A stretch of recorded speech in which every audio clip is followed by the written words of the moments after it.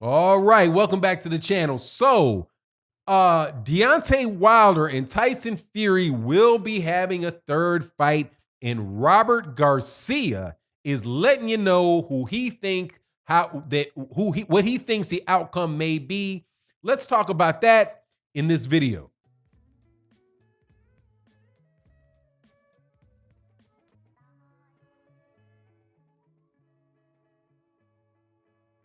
All right, welcome back to the channel. So, Deontay Wilder, the Bronze Bomber Wilder, former WBC heavyweight champion, 5-year reigning, 10 title defenses under his belt, is going to be having a third fight or a trilogy fight with Tyson Fury, the former WBA, WBO, and IBF champion, and the current WBC champion.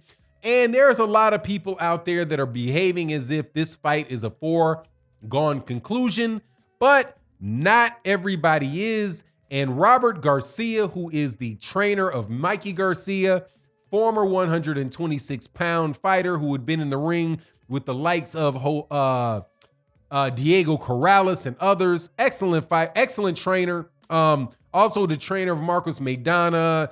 He's a trainer of, man, God dog, is he training Virgil Ortiz? If he's not training Virgil Ortiz now, I know at least Virgil Ortiz, I believe Virgil Ortiz is working out in that gym. Also, I do believe that Jose Ramirez is working out in that gym, if Robert Garcia is not his actual trainer. But Robert Garcia's father was Eduardo Garcia, who was the trainer of one of my favorite fighters of the late 1990s, early 2000s, Fernando Vargas. So he gives his thoughts on it. And what he says is, look, man, Deontay Wilder has a good chance of winning a rematch. And what he says is that he just doesn't believe that Deontay Wilder was himself. He said something didn't look right about him. That's Robert Garcia. Now, I am not going to speculate as to why Deontay Wilder did not look the same, even though there's plenty of conversations going out there about why Deontay Wilder did not look like Deontay Wilder. I'm going to focus for the most part on in this video about the fact that there was a dramatic difference between the first fight between Deontay Wilder and Tyson Fury and the second fight between Deontay Wilder and Tyson Fury. And you could very well see the same switch to something else dramatic in the third fight. And it's for several reasons, not the least of which is that Deontay Wilder has the ability to knock you sideways with one shot. So you should never, ever, with a guy like that, count him out, because he has the ability to put you out. One fight that reminds me that people should remember is you can't count out people that have that amount of power. One good example of that was George Foreman fighting Michael Moorer when he was 45 years old, and Michael Moorer had beaten, I do believe Michael Moorer beat Evander Holyfield.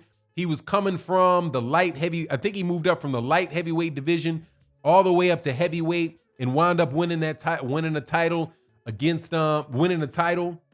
And then, yeah, he beat Evander Holyfield, because I think Michael Moorer for a period of time was considered the lineal champion, and then maybe George Foreman after that. But don't quote me on that. I'd have to go back to Cyberboxing Zone and see how those guys, how they list that particular, how they list that particular portion of the heavyweight lineage. But regardless, in the fight with Michael Moorer versus George Foreman, Michael Moorer was beating him every way from Sunday, man. It looked like it was an easy fight going for him.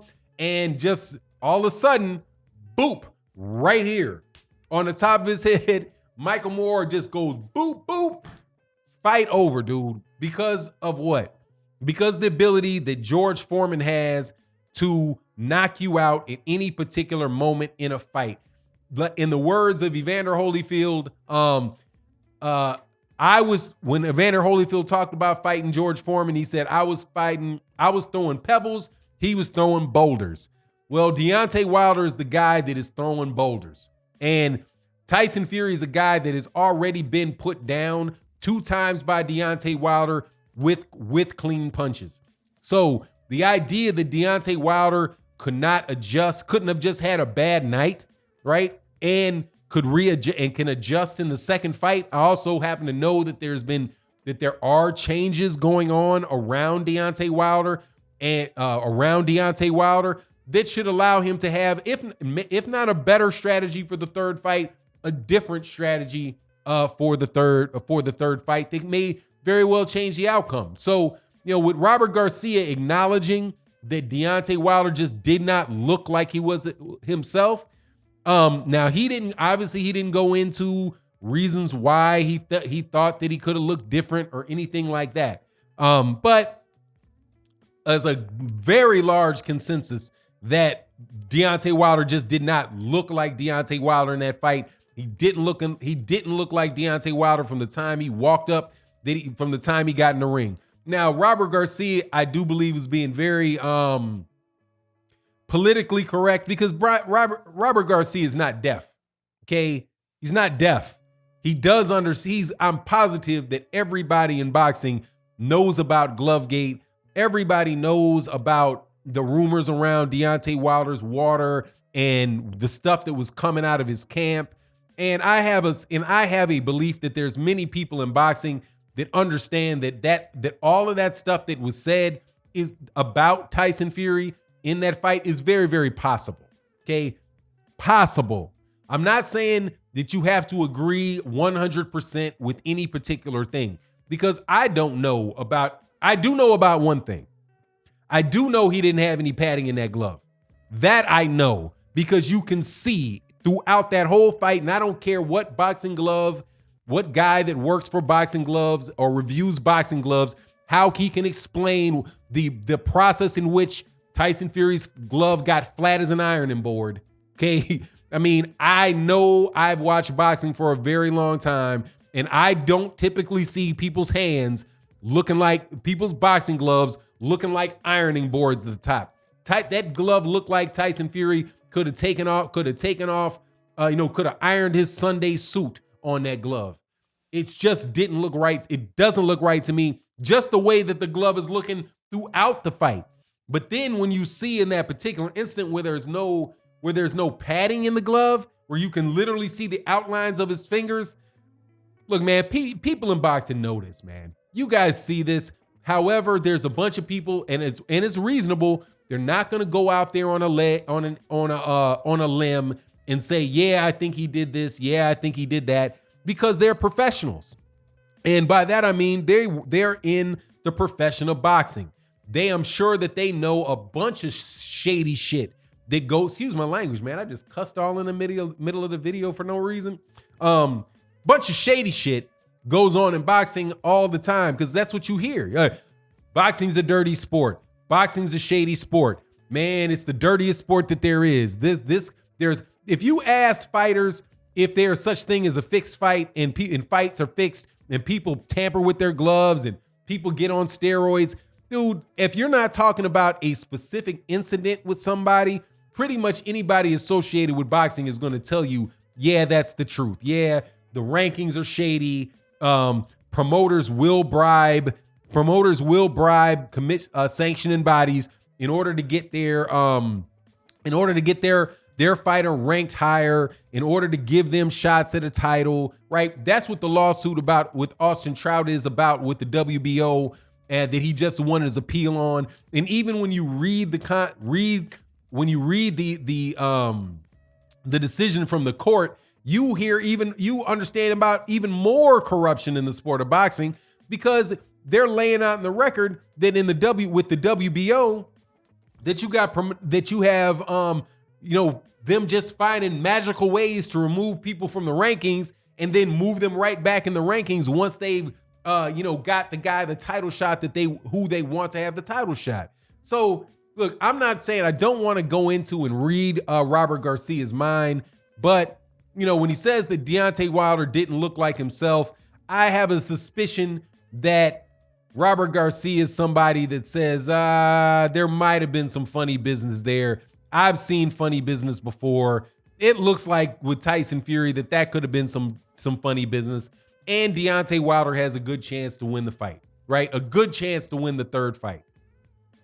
that's reasonable because you really don't know what Tyson Fury can do. Same way when people come to the live streams and ask me, do I think Tyson Fury could beat Muhammad Ali? Do I think Tyson Fury could beat George Foreman? Right? I know what George Foreman brought to the table, really brought to the table. I know what Muhammad Ali really brought to the table, at a high level. Obviously, was never actually fought him, right? But you get my point. I know what they're about. I can judge them.